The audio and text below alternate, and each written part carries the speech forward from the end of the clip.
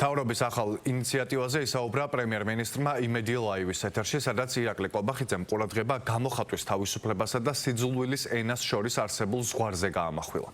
მისი განცხადებით, კრიტიკას ვერავის აუკრძალავს, მაგრამ სიძულვილის გარკვეულ ფორმებს რეაგირება სჭირდება.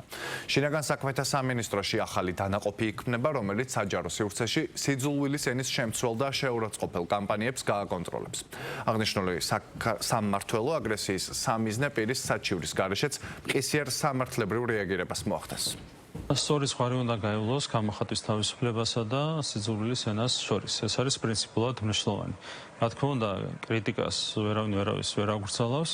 მათ შორის ეს კრიტიკა შეიძლება მძაფრი ფორმითაც იყოს გამოხატული, მაგრამ რაც შეეხება სიძულვილის ფორმებს, როგორც არის შეურაცხყოფა, მაგალითად, რასაც ძალიან ხშირად ხედავთ ჩვენ სოციმედიაში და არა მარტო სოციმედიის მიღმაც, ამ ყველაფერს სჭირდება რეაგირება. და ჩვენ რაღაცნაირად შეგვიყვანეს ჩაგედელ წრეში. პოლარიზაციის და სიძულვილის ჩაგედელ წრეში მოახერხეს. აქაც რო იყო საუბარი იმაზე, თუ რას აღწევენ. ამას ხომ მიაღწიეს, რომ თესავდნენ ჩვენ საზოგადოებაში შეგნებულად სიძულვილს და იგივე ხდება პოლიტიკურ სივრცეშიც, ხო? იხსენებდნენ თვითონ ოპოზიციის წარმომადგენლები ჩვენი გუნდის წარმომადგენლების უხეშ განცხადებებს. და რა თქმა უნდა ეს ასე იყო. მაგრამ საიდან დაიწყო ეს ყველაფერი და როგორ დაიწყო ეს ყველაფერი? იყო პირდაპირი კამპანიები, სიძულვილის კამპანიები და არა მხოლოდ პოლიტიკურ სივრცეში. აი დავუშვათ აქ პასუხი მიიღეს.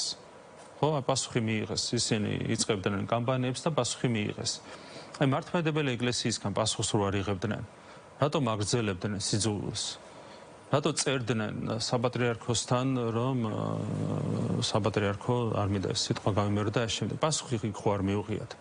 რატო გქონდათ ეს ცალმხრივი სიძულვილის ნიაღვარი ეკლესიის მიმართ? აქაც ხო პასუხი არ იყო. და როცა პოლიტიკაში ხარ, ბუნებრივია პასუხსაც მიიღებ.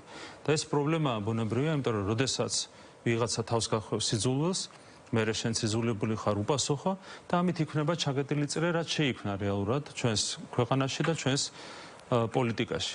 ამის გამო უნდა გავთავისუფლდეთ. ამისათვის მე კიდევ ერთხელ გავიმეორებ, რომ მიდგომა უნდა იყოს ამ შემთხვევაშიც, რა თქმა უნდა, არაცალმხრივი. ვინც არ უნდა დაარღვიოს ეს წესები, რომლებიც მოქმედებს, ეს წესები კანონმდებლობით უკვე დადგენილია. რა არ შეიძლება და რა სანქციები აქვს დაწესებული ამ დარღვევებს, ეს არის კანონმდებლობით დადგენილი, უბრალოდ აქამდე არ არსებობდა აღსრულების კონკრეტული მექანიზმი და კონკრეტული ინსტიტუციური მექანიზმი შინაგან საქმეთა სამინისტროში, რაც ახლა შეიქმნა.